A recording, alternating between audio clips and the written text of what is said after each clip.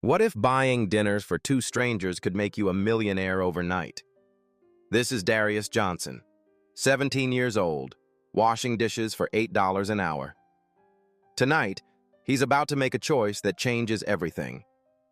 The elderly white couple at table 6, digging through empty pockets, looking desperate. They're worth more money than most people see in 10 lifetimes, and they're here on purpose. As Darius approaches with his own dinner, the meal he saved 3 days to afford, he has no idea he's walking into a test. The old man's piercing blue eyes aren't just grateful, they're calculating. The woman's leather portfolio contains documents that will soon have Darius's name on them. But here's what makes this story incredible. Darius doesn't know any of this. He just sees two people who need help, and that's exactly what they're counting on. One act of kindness, two millionaires in disguise, a reward beyond imagination. But let me take you back to where this all began. Because to understand why what happens next is so extraordinary, you need to see what Darius's life was really like. 5:30 a.m. Every morning, the alarm clock beside Darius's bed doesn't even work anymore. His body just knows when to wake up. He rolls out of the narrow twin bed he slept in since he was 8 years old, the same bed his mother bought him before the accident. The floorboards creak as he tiptoes past his grandmother's room. Miss Ruby is already awake. She always is at this hour, but she pretends to sleep because she knows Darius worries about her. Through the thin wall, he can hear the wheeze of her breathing, the way she struggles even while lying down. Their house on Elm Street tells its own story. The yellow paint has faded to the color of old newspapers. The porch steps sag in the middle from decades of weight. Windows are held shut with duct tape because new ones cost money they don't have. But Miss Ruby keeps it clean, spotless even. Because being poor doesn't mean being proud, she always tells him. Darius pulls on the same jeans he wore yesterday, checks the pocket for his bus fare. $3.47. Enough to get to work, not enough to get back. He'll have to walk the 3 miles home tonight, but that's okay. He's walked farther for less. The walk to Murphy's Diner takes him through neighborhoods that tell different stories. Past the nice houses with manicured lawns and cars in driveways. Past the apartment complex where his friend Jerome lives, where the parking lot is full of potholes and broken dreams. Past the abandoned shopping mall where older kids hang out, smoking and planning futures that probably won't happen. Murphy's Diner sits at the corner of 5th and Main, a beacon of fluorescent light in the pre-dawn darkness. Big Mike is already there, prepping for the morning rush. He nods at Darius. Not unfriendly, just busy. They don't talk much, but there's respect there. Mike knows Darius shows up every day, works harder than employees twice his age, and never complains. In the kitchen, Darius's hands move through familiar motions. Stack of plates, hot soapy water, scrub, rinse, dry, repeat. His hands are rough now, calloused from months of this routine. Sometimes he looks at them and wonders if college hands look different. Softer, maybe. Hands that hold textbooks instead of dish towels. The dishwashing station faces a small window that looks out onto the parking lot. While he works, Darius watches people come and go. Families heading to school and work. Construction crews grabbing coffee before job sites. Business people in suits talking on phones. All of them moving through lives he can only imagine. At 7:15, his shift ends. Time for the real challenge, school. Roosevelt High School squats like a tired brick building on the east side of town. The building needs paint, the computers are ancient, and half the lockers don't work. But inside these walls, Darius transforms. Here, he's not the kid who washes dishes. He's the kid with straight A's who tutors other students during lunch. Mrs. Patterson, his English teacher, notices him first. "Darius, you have a gift with words," she tells him one afternoon. "Have you thought about college?" College. The word feels foreign in his mouth. Kids like him don't go to college. Kids like him get jobs right out of high school, if they're lucky. But Mrs. Patterson sees something different. She starts bringing him applications, scholarship information, pamphlets with pictures of campus quads and library towers. "I can't afford it," Darius tells her quietly. "Maybe not today," she says. But dreams have a way of finding funding when the dreamer is worthy. At lunch, while other kids buy hot meals from the cafeteria, Darius eats peanut butter sandwiches and reads college brochures. State university, community colleges, business programs. The numbers are staggering. Even with financial aid, it would take everything Miss Ruby has, and more. After school, the cycle continues. More dishwashing at Murphy's. The evening crowd is different families celebrating little victories, couples on dates, elderly people making their meals last as long as possible to fight off loneliness. Darius watches them all. He notices things. The way the woman at table 3 carefully counts her change. The way the businessman at the counter leaves extra large tips on nights when the waitstaff looks tired. The way kindness moves through the diner in small gestures and quiet moments. At home, Miss Ruby waits in her recliner, oxygen tank humming softly beside her. She's 73 but looks older. Diabetes, arthritis, high blood pressure. Her body is failing her, but her spirit stays strong. "How was your day, baby?" She asks the same question every evening. "Good, Grandma." "Yours?" "Better now that you're home." They don't talk about the pills she can barely afford. They don't talk about the doctor visits she's been skipping. They don't talk about the college applications hidden in his backpack. Some conversations are too heavy for evening light. Instead, they watch the news together. Stories about other people's successes, other people's tragedies, other people's lives that seem to happen in a different universe from theirs. But tonight is different. Tonight, Darius will make a choice that changes everything. He just doesn't know it yet. What he also doesn't know is that for the past 3 days, someone has been watching him. Asking questions about the young man who helps elderly neighbors with groceries, who tutors kids for free at the library, who gives up his bus fare to make sure Miss Ruby has lunch money. Someone who's about to put that character to the ultimate test. November rain in this part of town doesn't just fall, it attacks. Tonight, it hammers against Murphy's diner windows like bullets, turning the parking lot into a battlefield of puddles and rushing water. Darius scrapes his last table of the evening shift, his stomach hollow with anticipation. For 3 days, he's been saving every penny for this moment. No snacks after school, no soda with lunch, walking instead of taking the bus both ways. All for the simple pleasure of buying his own meal, sitting down like a customer instead of working behind the scenes. The burger and fries waiting at the pickup counter represent more than food. They represent choice. For once, Darius gets to decide what he eats instead of settling for whatever's cheapest. But as he reaches for his tray, something makes him stop. Table 6. The corner booth is usually reserved for couples on dates or families celebrating birthdays. Tonight, it holds 2 figures who look completely out of place. An elderly white couple, both soaked to the bone. The woman's silver hair drips steadily onto her designer coat. Even waterlogged, Darius can tell the coat cost more than he makes in a month. Her husband sits ramrod straight despite his age, but his expensive suit clings to him like wet newspaper. They ordered coffee. Nothing else. Just coffee. And they've been nursing those same 2 cups for over an hour. Darius watches from behind the counter as the woman opens her purse for the 4th time. Her movements grow more frantic with each search. She dumps the contents onto the table tissues, reading glasses, breath mints, but no wallet, no money clip, nothing. She whispers something urgent to her husband.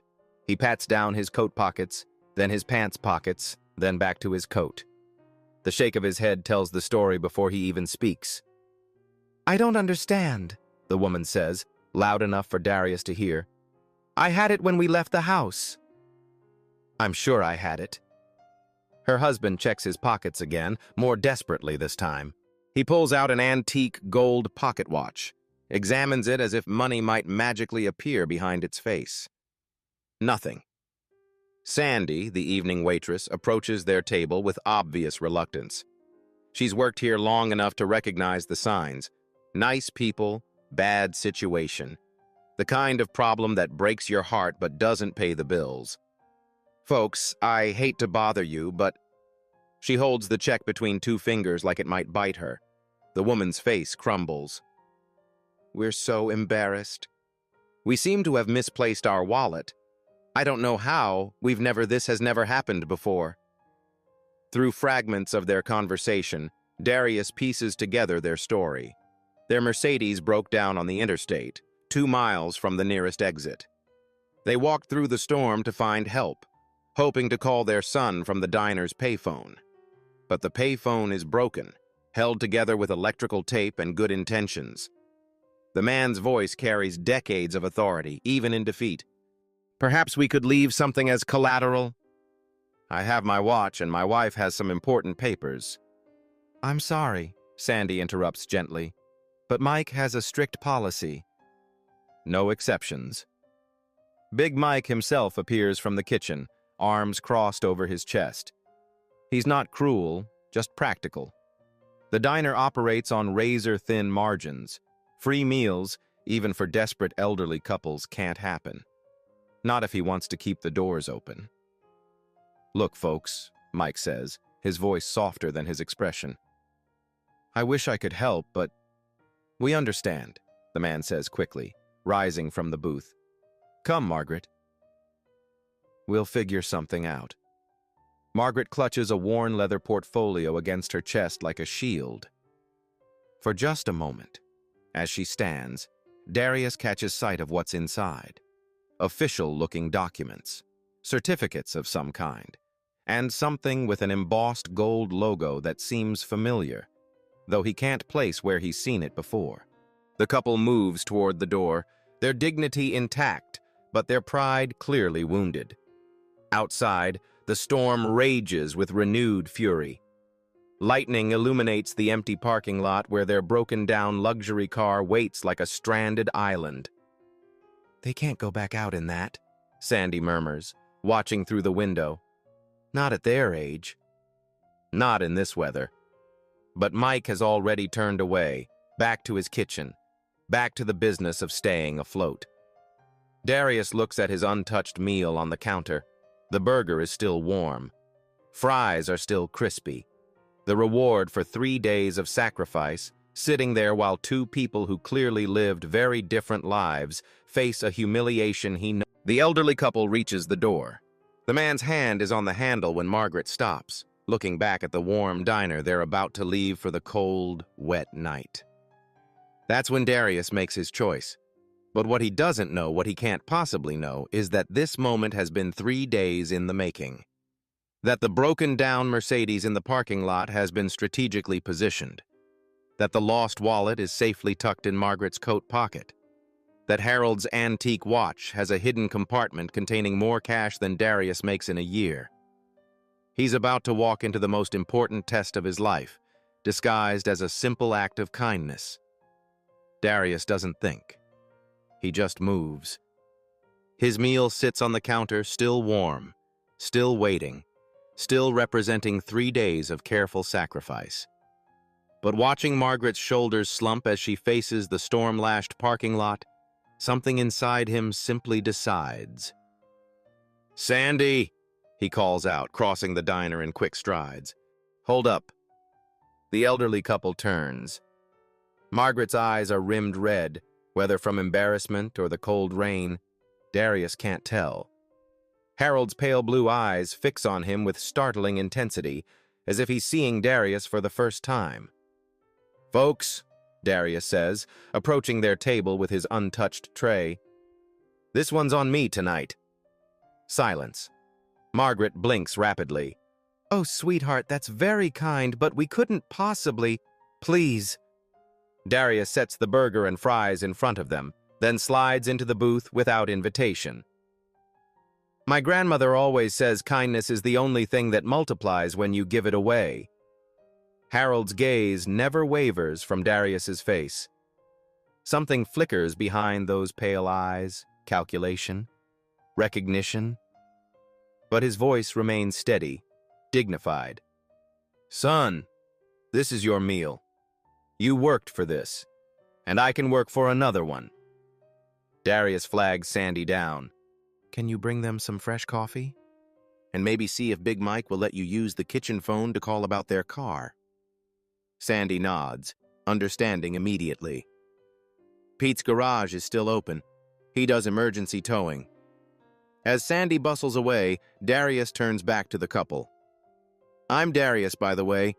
Darius Johnson, Harold, the man says, extending a hand that feels surprisingly strong for his age. And this is my wife, Margaret. Margaret's hands shake as she reaches for a French fry, and Darius pretends not to notice. We haven't eaten since breakfast, she admits quietly. Our car broke down on Route 47, and we walked here in the rain. We thought we had our wallet, but... She trails off, embarrassed. Cars break down, Darius says simply. Happens to everyone. Harold studies him with those penetrating blue eyes. You work here? After school and weekends, saving for college? What do you want to study? Business administration, maybe. Something that could help my community.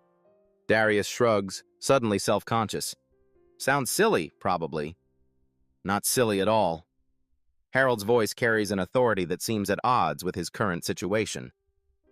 Tell me about your community.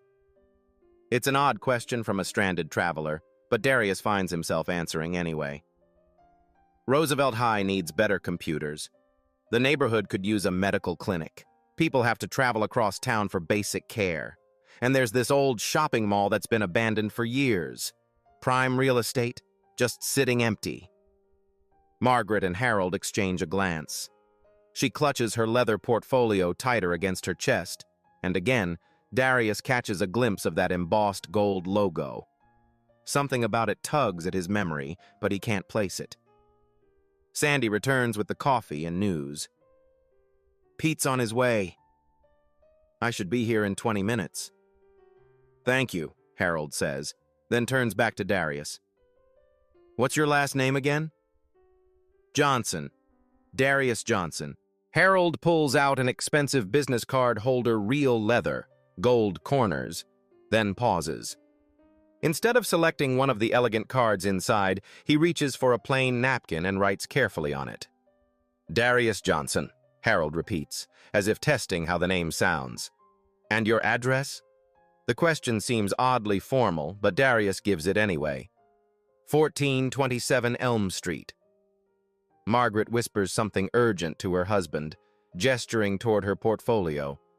Harold nods and turns back to Darius. Son, Harold says, his tone shifting to something that sounds almost ceremonial. What you did tonight, giving up your meal for complete strangers, tells me everything I need to know about your character. It's just food, Darius protests. You needed it more than I did. Just food. Harold smiles, but there's something behind it that makes Darius feel like he's missing something important. Margaret, show him. Margaret hesitates, then opens her portfolio slightly. Inside, Darius glimpses official documents, certificates with fancy seals, and what looks like architectural blueprints. Everything bears that same gold logo he can't quite identify. We're not just stranded travelers, Margaret says carefully. We're here for business. Very important business. Before Darius can ask what kind of business requires architectural blueprints, Pete's tow truck rumbles into the parking lot, its headlights cutting through the rain. Harold stands, straightening to his full height. In the harsh fluorescent light of the diner, his bearing transforms. Gone is the helpless elderly man. In his place stands someone who clearly expects to be obeyed, respected, listened to. Pete, Harold calls out as the mechanic enters, shaking rain from his coat. Yes, sir. You the folks with the Mercedes? We are. Harold's tone is crisp, businesslike. How quickly can you have it running? Pete scratches his head. Well, sir, it depends on what's wrong with it. Might need to tow it back to the shop, run some diagnostics. Money is not an issue, Harold interrupts. Whatever it takes. Darius blinks.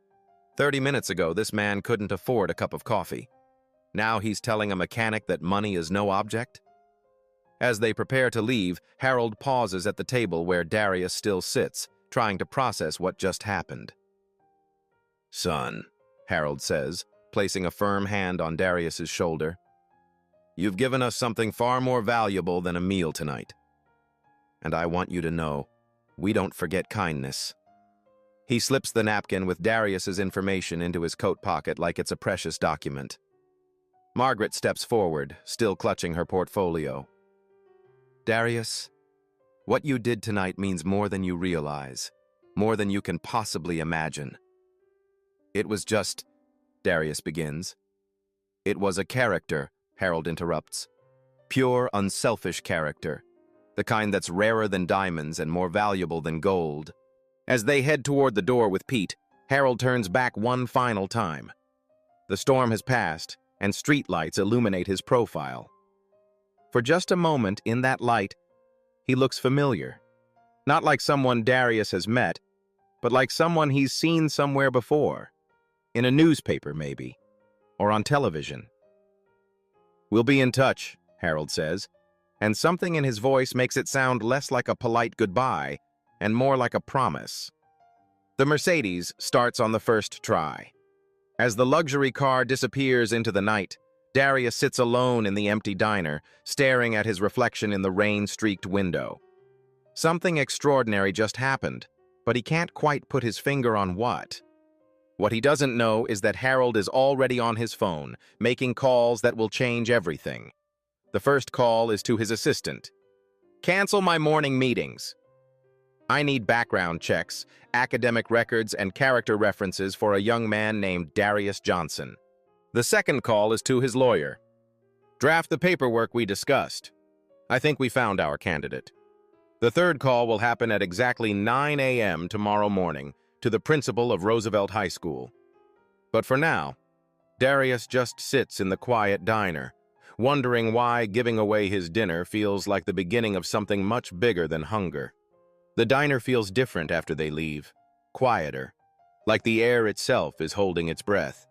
Sandy approaches Darius's table, shaking her head in amazement. Honey, I've been waitressing for 15 years, and I've never seen anything like that. Like what? Darius asks, still staring out the window where the Mercedes disappeared. You just gave your dinner to complete strangers. Your own meal that you saved 3 days to buy. She slides into the booth across from him. Most people would have looked the other way. Most people aren't raised by Miss Ruby Johnson. Sandy laughs. That grandmother of yours sure did something right. She pauses, studying his face. But there was something strange about that couple, don't you think?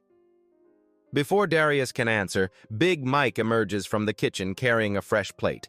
Burger, fries, and a slice of apple pie that definitely wasn't part of the original order. Kid, Mike says, setting the food in front of Darius. What you did tonight took real heart. Darius looks up, surprised. In 6 months of working here, Big Mike has never offered him anything for free. The man runs his diner like a military operation, every penny accounted for, every portion measured. Mr. Mike, I can't accept. You're not accepting charity. Mike's gruff voice softens slightly. You're accepting respect. There's a difference. But the cost is mine to worry about. Mike pulls out the chair Sandy vacated and sits down heavily. You know what I saw tonight? I saw a young man with more class than customers who drive cars worth more than my house. Darius takes a bite of the burger, his first real food in hours. They seemed nice, just had some bad luck. Bad luck? Mike nods slowly. Funny thing about bad luck, though. Sometimes it reveals good character, and sometimes it reveals something else entirely. What do you mean?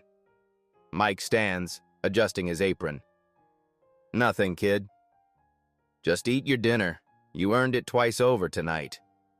As Mike returns to the kitchen, Sandy leans closer. He's right, you know.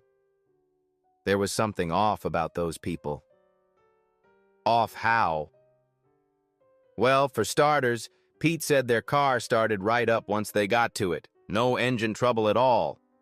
Just needed a jump, he said, like the battery had been disconnected on purpose. Darius frowns. That's weird. And another thing, did you see how that old man pulled out his wallet when Pete asked for payment? A wallet thick enough to choke a horse. Funny how he couldn't find it when it came time to pay for coffee. The observation hits Darius like cold water. Harold had claimed they lost their wallet, but he'd paid Pete without any trouble at all. How do you lose a wallet and find it again in 20 minutes? Maybe it was in the car, Darius suggests weakly. Maybe. Sandy doesn't sound convinced. Or maybe there's more to this story than meets the eye. The walk home takes Darius through neighborhoods that tell the whole story of his town. Past the nice houses with their perfect lawns and security systems. Past the apartment complexes where families like his make do with less. Past the empty lots and boarded-up buildings that speak to dreams deferred. At home, Miss Ruby waits in her recliner, oxygen tank humming softly beside her. The late news flickers on the television, but she's not really watching. Baby, you're later than usual. Is everything all right? Darius tells her about the elderly couple, expecting her usual pride in his kindness. Instead, she listens with growing intensity, asking detailed questions about their appearance, their clothes, their car. Silver hair, you said? And pale blue eyes? Yeah, Grandma. Why? Miss Ruby reaches for the television remote and turns up the volume. Sometimes angels come disguised as people in need, testing our hearts. They weren't angels, Grandma. Just people having a hard night. She pats his hand with fingers that feel paper thin. You keep that generous heart, Darius. It's going to take you places you can't even imagine. Places like what? Like wherever good people are supposed to end up. That night, lying in his narrow bed, Darius replays every moment of the encounter. Harold's intense blue eyes, Margaret's mysterious portfolio, the way Harold's entire bearing changed when Pete arrived, the business card holder he never used, the napkin with Darius's information treated like a valuable document. His phone buzzes. A text from Jerome. Heard you bought dinner for some random old folks at Murphy's. Man, you're gonna be broke forever helping everybody. Darius smiles in the darkness. Maybe Jerome's right. Maybe kindness is a luxury he can't afford. But tonight, seeing gratitude replace humiliation in two strangers' eyes felt worth more than any meal he'd ever eaten. What Darius doesn't know is that 3 blocks away, in the penthouse suite of the Grand View Hotel, Harold and Margaret Whitmore are reviewing a thick folder with his name on the cover. Inside are his academic records, character references from teachers and neighbors, and a detailed report on his family situation compiled over the past 3 days. Perfect score, Margaret murmurs, scanning the documents. Better than perfect, Harold replies, making notes in the margin. He didn't just pass the test. He exceeded every expectation. Tomorrow morning, they'll make the phone call that changes everything. The next morning brings questions that don't have answers. Darius arrives at Murphy's to find Sandy practically vibrating with excitement. That couple from last night? Pete told me something crazy. When he got to their car, there was already someone waiting, a driver in a black suit. What do you mean?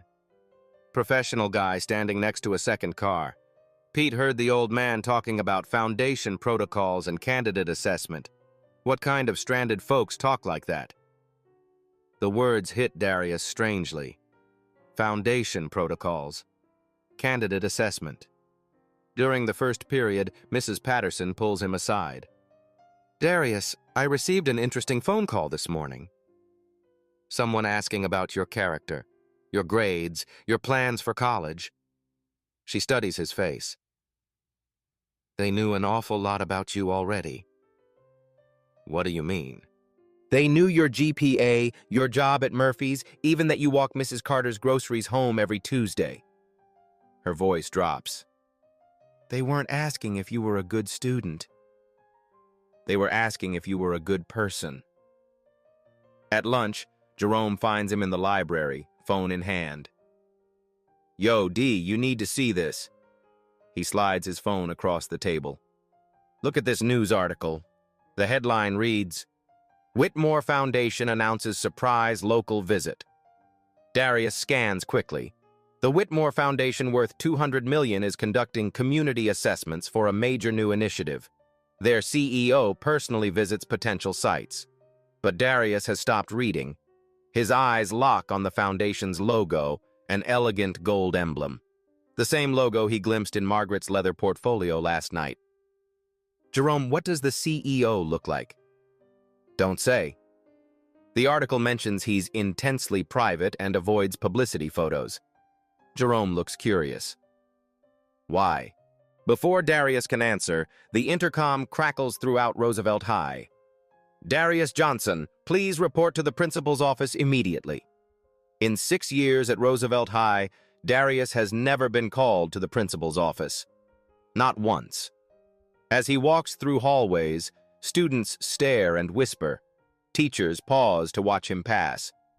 Through the glass windows of the main office, Darius sees Principal Martinez talking to two figures seated across from his desk. An elderly white couple in expensive clothes, Harold and Margaret. But they're not the desperate travelers from last night. Harold's posture commands attention. Margaret's designer coat is immaculate. And spread across the principal's desk are official documents bearing the same gold logo Darius just saw in the newspaper. His legs feel unsteady as the secretary opens the door. Mr. Johnson? They're waiting for you. The moment Darius steps into Principal Martinez's office, the world tilts sideways. Harold stands up. Not the frail, stranded elderly man from Murphy's Diner, but someone who commands rooms with his presence. His expensive suit is immaculate. His pale blue eyes hold the sharp focus of a man accustomed to making million-dollar decisions. Hello again, son. Darius's mouth goes dry.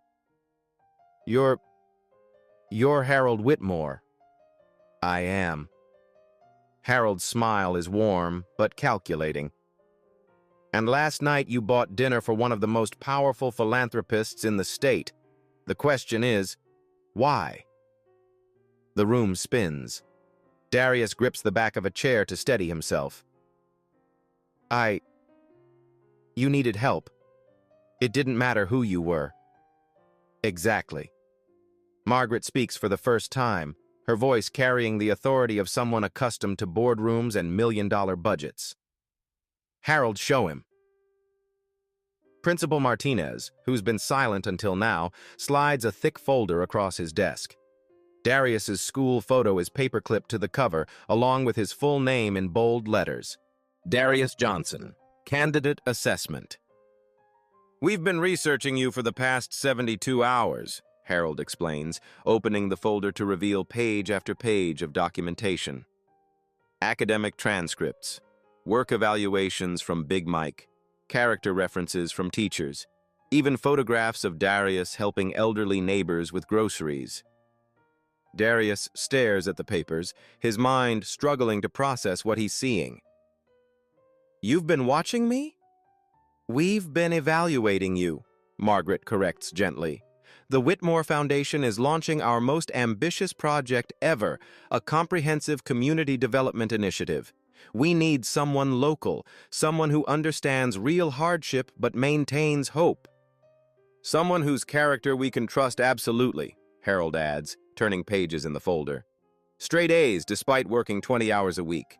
Teachers describe you as remarkably mature and genuinely compassionate.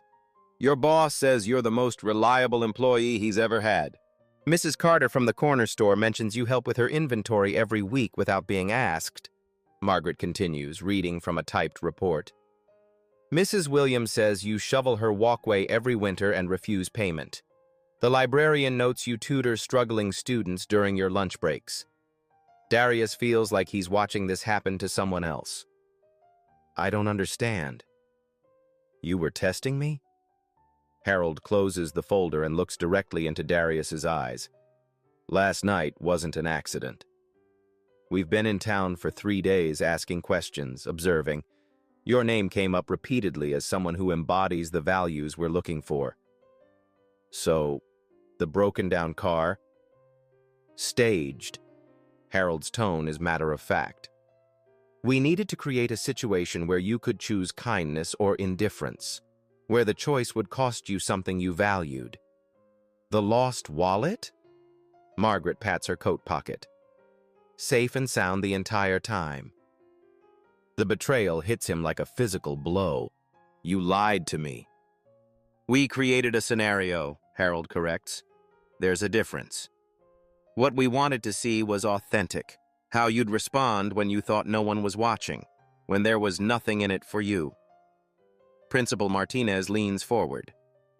Darius, they're offering you opportunities that could change your life. What kind of opportunities? Darius asks, though part of him isn't sure he wants to hear the answer. Margaret opens her leather portfolio, the same one she clutched so protectively last night, revealing documents that make Darius's breath catch. University logos, legal letterhead, financial statements with numbers that have too many zeros. A full scholarship to any accredited university you choose, Harold begins, his voice taking on the tone of a business presentation. Tuition, room, board, books, living expenses, 4 years completely covered. During summers and school breaks, you'll intern directly with our foundation, Margaret continues, learning nonprofit management, community development, social enterprise. And after graduation? Harold smiles. You'll return here as assistant director of our newest community development center. 2 years of training with our established team, then, if both parties agree, you become director. Darius looks around the room, half expecting to wake up from an impossible dream. You want me to run a community center? We want you to help us build one first. Harold spreads architectural blueprints across the principal's desk, detailed plans for a gleaming facility that looks like something from a magazine. Margaret points to elegant lettering across the building's facade. The Darius Johnson Community Development Center. You want to name it after me? Darius's voice comes out as a whisper. We want you to be its founding director, Harold clarifies. This represents a $25 million investment in your community. But we don't just write checks and disappear. We partner with local leaders who share our vision. The numbers are impossible. $25 million. More money than everyone on Elm Street has seen combined. More money than Darius thought existed outside of movies and lottery commercials. Why me? He asks, though he's beginning to understand. Because transformation has to come from within, Margaret explains. We can build buildings, fund programs, and hire staff. But authentic change requires someone who genuinely loves their community despite its problems. Harold nods. Someone who sees potential instead of just poverty. Someone who gives away their last meal to strangers because it's the right thing to do. Principal Martinez speaks up. Darius, in 30 years of education, I've never seen an opportunity like this. But Darius is still processing the deception. The whole thing was fake. Your car, your situation, your desperation, all of it. The test was real, Harold says firmly. Your response was real. Your character was real. Those are the only things that matter. We've funded hundreds of projects, Margaret adds.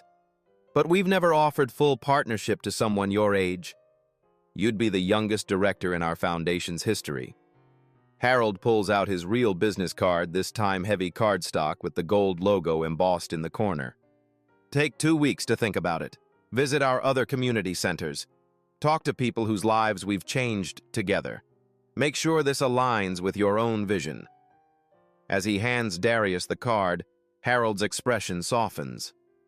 And son, regardless of what you decide about the center, your college tuition is covered.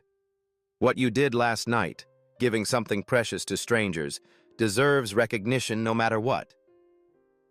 Darius stares at the business card, at the blueprints, at the impossible opportunities spread across the principal's desk.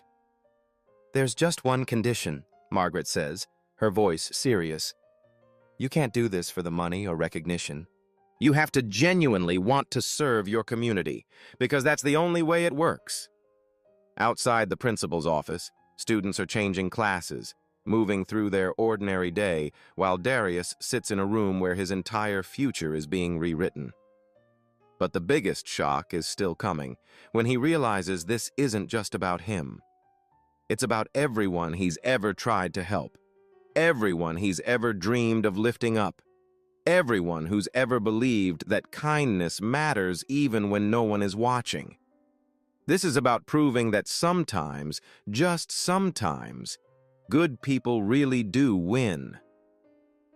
The blueprints spread across Principal Martinez's desk look like something from a different world. A world where dreams have architectural plans and hope comes with construction timelines. Harold traces his finger along the building's outline. The Darius Johnson Community Development Center will sit on 15 acres where the old Riverside Mall currently stands. We've already secured the land. Darius blinks. The abandoned mall? But that's been empty for years. Prime real estate, Margaret confirms, opening another folder. Perfect location, excellent transportation access, and large enough for everything your community needs. The detailed plans are breathtaking. A state-of-the-art medical clinic with examination rooms and a pharmacy. Computer labs equipped with the latest technology. Job training facilities with equipment for everything from automotive repair to culinary arts. A library with study spaces and meeting rooms. Even a commercial kitchen for community meals and catering training. This level represents healthcare services, Harold explains, pointing to the first floor. Full medical and dental clinic, staffed by professionals but affordable for everyone. We're talking about routine care, chronic disease management, and preventive medicine. The second floor focuses on education and job training, Margaret continues. Computer literacy, GED preparation, vocational certification programs. We want to give people skills that lead to real employment. Darius studies the plans, his mind racing. You're talking about everything this community has needed for decades. Exactly. Harold's eyes light up. But here's what makes this different from typical charity work. This isn't about us coming in and fixing things. This is about partnership. We provide resources, you provide local knowledge and leadership. Principal Martinez leans forward. Darius, the economic impact alone would be transformational. Construction jobs, permanent employment, increased property values, new businesses attracted to the area. Margaret opens her leather portfolio again, revealing financial projections that make Darius's head spin. We're projecting initial construction costs of $15 million, plus a $10 million endowment for operations. But the real value comes from what happens next. What do you mean? What? Harold slides another document across the desk. Conservative estimates suggest this center will serve over 3,000 people annually.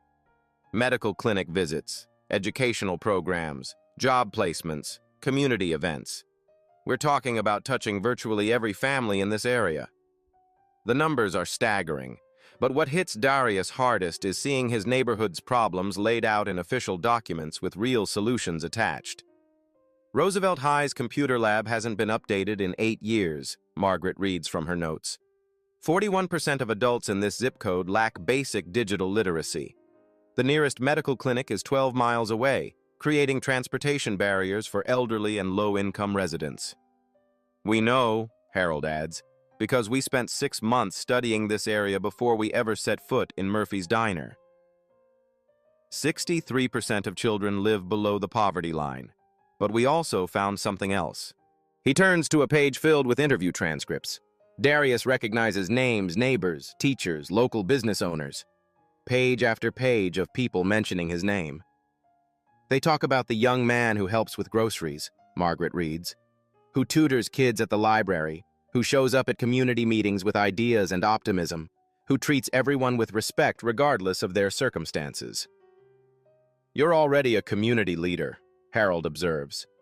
We're just offering you tools to expand your impact. Darius looks at the salary figures and nearly falls from his chair. More money than Miss Ruby has seen in her lifetime. Enough to ensure her medical care, to renovate their house, to transform not just his life, but hers too. There's one critical condition, Margaret says, her voice becoming serious. You can't do this for the money or recognition. The moment this becomes about personal gain instead of community service, it stops working. How do you know I won't change? Darius asks. How do you know success won't corrupt me? Harold smiles. Because yesterday you gave away your dinner to strangers, not because you had to, not because someone was watching, because it was the right thing to do. Character that deep doesn't shift with circumstances, Margaret adds. It only gets stronger with resources. Principal Martinez speaks up. Darius, I've watched you for 4 years. You're the same kid whether you're washing dishes or tutoring in the library. Whether you have money in your pocket or you're walking home in the rain because you spent bus fare on someone else. Harold pulls out a thick contract. Here's what we're proposing in specific terms. Full scholarship to any accredited university, your choice of school, your choice of major. During summer breaks, you'll work directly with our foundation team at existing centers in Chicago, Atlanta, and Denver. You'll learn grant writing, program development, community outreach, financial management, Margaret continues. Everything you need to run a major nonprofit operation. After graduation, you return here as assistant director, working alongside our established team for 2 years. Then, assuming mutual agreement, you become director with full operational authority. The contract includes specifics that make this feel suddenly, impossibly real. Starting salary as assistant director, $65,000 annually. Director salary, $90,000 plus performance bonuses, healthcare benefits, retirement planning, professional development budget. We're also proposing a community advisory board, Harold adds.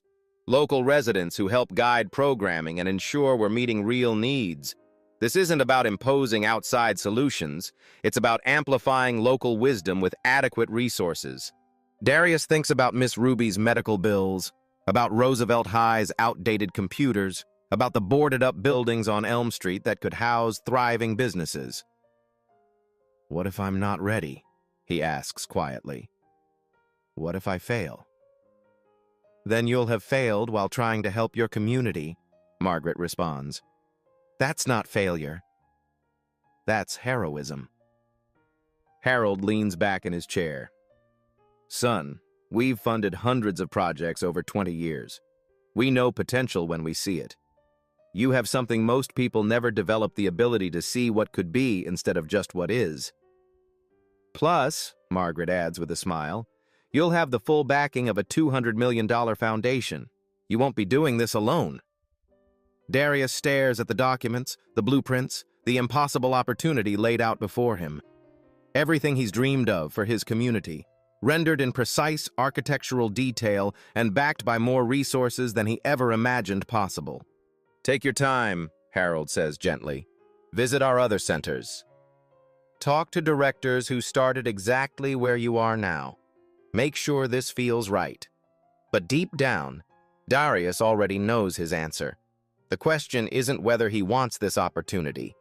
The question is whether he's brave enough to believe he deserves it. 18 months later, the transformation is nothing short of miraculous. Where the abandoned Riverside Mall once stood, the Darius Johnson Community Development Center rises like a beacon of possibility. Glass walls reflect morning sunlight. Modern architecture blends with the neighborhood's character. And everywhere, people move with purpose. Darius, now 20 and a sophomore at State University studying nonprofit management, spends winter break overseeing the center's grand opening preparations. He's taller somehow, carries himself with quiet confidence. But his eyes still hold the same kindness that caught Harold's attention. The medical clinic opened 6 months ago and immediately changed everything. Dr. Sarah Martinez has already seen over 800 patients. Miss Ruby is among them, her diabetes under control, her arthritis managed with physical therapy, her oxygen tank retired for good. "Baby," Miss Ruby says, sitting on their renovated porch, "you see that sign up there?" The massive banner reads, "Darius Johnson Community Development Center, transforming lives together." "Still feels like someone else's name," Darius admits. "It's the name of the man you became when you chose kindness over convenience." Inside the center, the computer lab buzzes with activity. 30 adults learn skills that actually lead to employment. Mrs. Carter discovers she has a gift for digital inventory management. Jerome's mother enrolls in graphic design courses and lands her first freelance client within 2 months. The job training programs exceed every projection. Automotive repair, culinary arts, healthcare administration, all leading to industry certifications that employers want. Roosevelt High's test scores jumped 22% in the first year.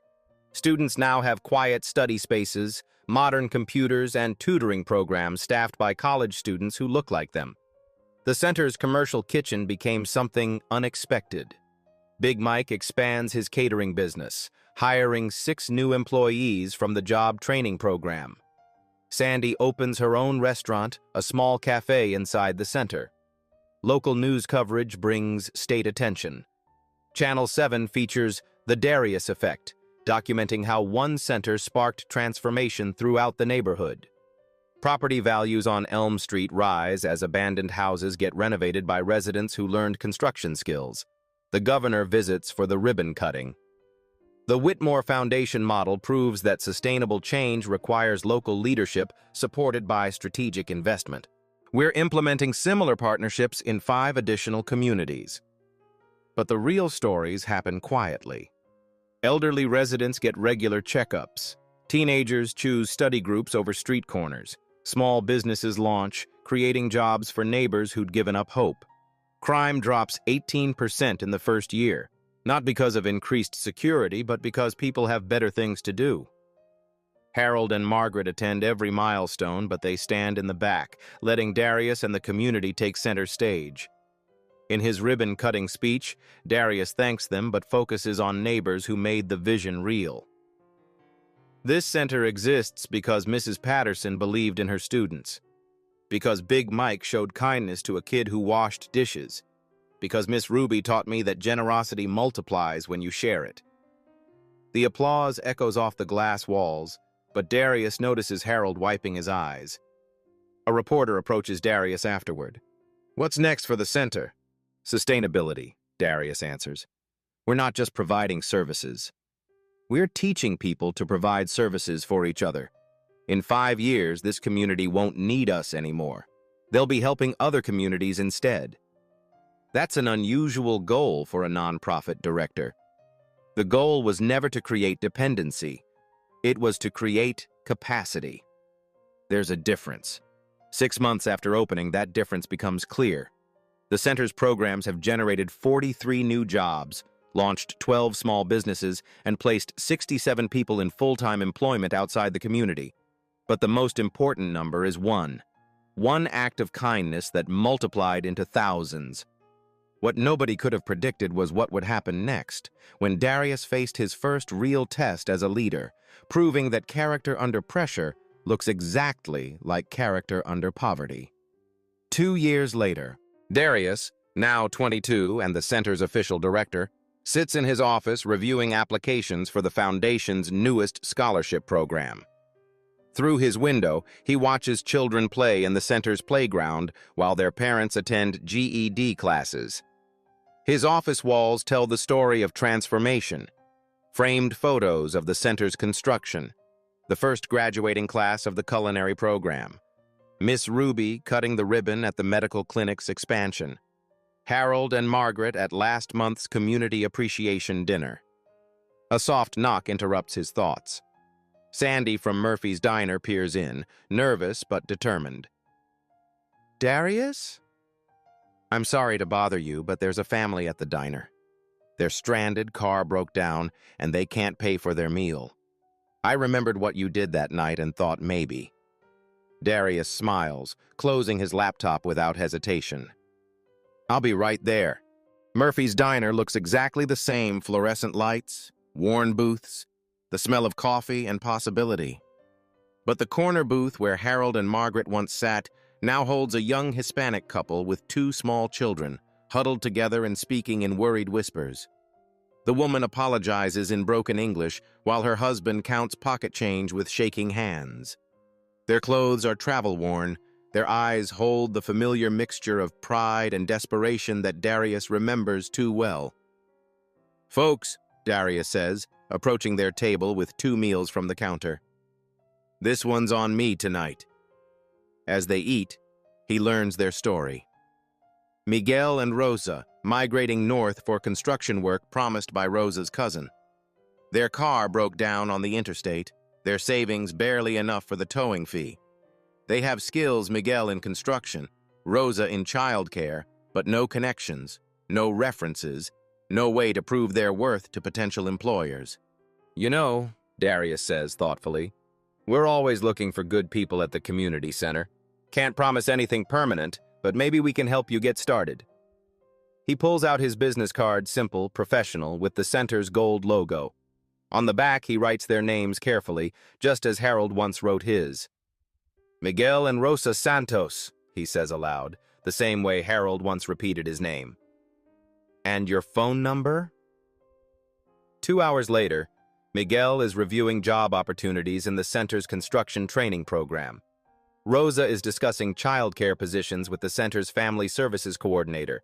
Their children are already making friends in the youth program. That evening, Harold calls to check on the center's quarterly progress. How are things going, Director Johnson? Good, Darius replies, watching Miguel help other job training students with electrical wiring while Rosa organizes the children's play area. Really good. I think I'm starting to understand something you told me once. What's that? Kindness is the only investment that always pays dividends.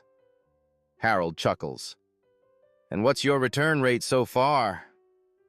Darius looks out at the thriving center, thinks about Miss Ruby's renewed health, Jerome's college acceptance letter, the 43 jobs created, the 12 businesses launched, the thousands of lives touched. Immeasurable, he says. That night, as Darius walks home past the bustling community center that bears his name, he realizes the most important lesson of all. Transformation isn't a destination. It's a choice you make every day, one act of kindness at a time. The Darius Johnson Community Development Center now serves over 4,000 people annually, proving that when kindness meets opportunity, entire communities can transform.